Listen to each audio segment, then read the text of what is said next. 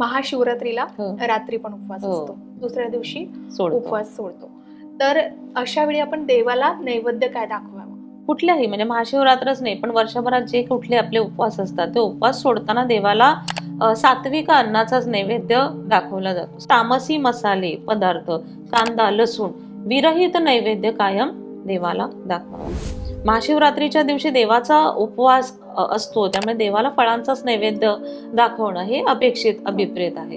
पण जसं मी म्हटलं की मनातली इच्छा आहे आणि मग ते मनाला पटत नाही, त्यामुळे आपण आपल्या घरी जे काही करतो त्याचा नैवेद्य दाखवून आपण आपली भक्ती देवापर्यंत पोहोचवू शकतो. नक्कीच. फक्त त्याची पण एक पद्धत आहे की तुम्ही कुठल्याही पदार्थाचा जेव्हा नैवेद्य दाखवाल तेव्हा तुम्ही पाण्याचं एक मंडल करता, त्याच्यानंतर तो पदार्थ ठेवता, नैवेद्याचा मंत्र आपण म्हणतो, 3दा आपण पाणी अर्पण करतो आणि नमस्कार करतो.